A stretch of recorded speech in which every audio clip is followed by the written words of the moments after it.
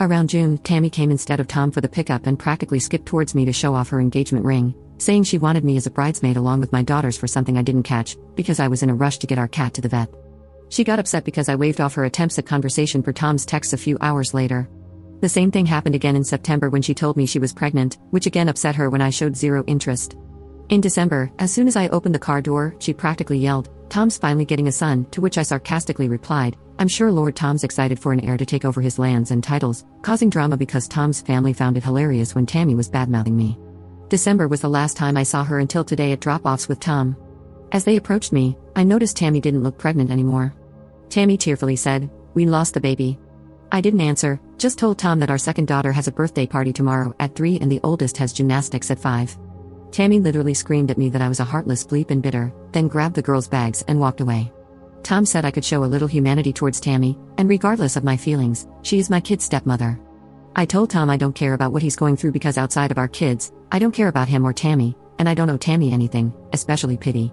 He called me a bleep, along with other things, and left. Usually, this wouldn't bother me, but my ex-in-laws, whom I'm still on good terms with, have told me I should have shown Tammy some empathy and, at the very least, pretended to care for the sake of the kids. Update 1. So I texted Tom today. Due to Tammy's mental state, I prefer if he or his mom would do all the pickups from now on. If Tammy's mental health gets any worse, I want the girls full-time for a couple of weeks until it's a healthier environment for them.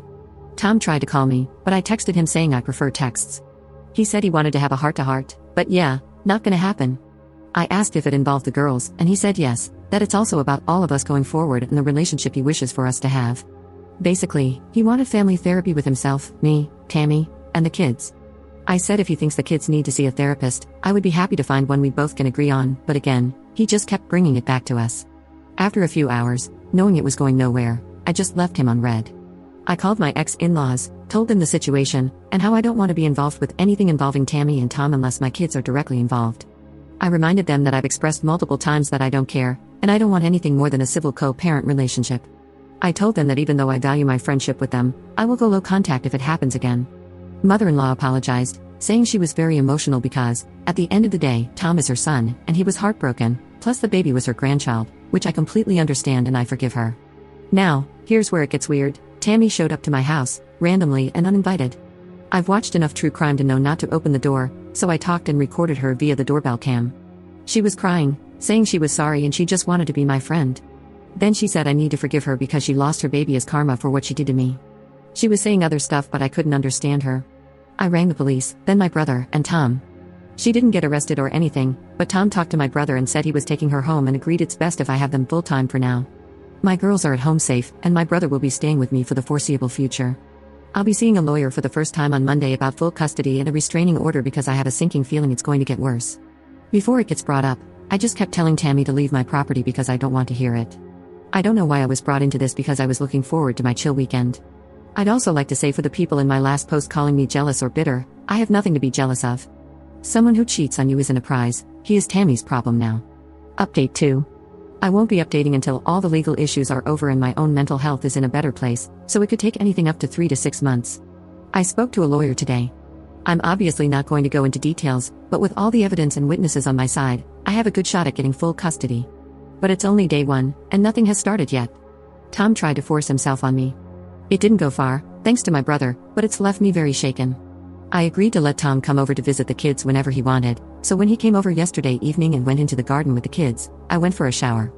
Coming out of the bathroom, he cornered me about wanting to talk. I told him it wasn't the time and told him either to go out to the girls or leave. He started saying he made a mistake, that Tammy was crazy, and he wanted to come home to us. I told him to get the bleep out of my house and that there is no us, so he started saying things I physically can't type without breaking down, then tried to force a makeout session, to put it politely. Thankfully, my brother heard and came running. Unfortunately, the kids heard everything when my brother and Tom started fighting. I was in complete shock at the time and couldn't move. Even when Tom was being taken away, I was too scared to move and couldn't comfort my crying children. Not my proudest moment, I admit.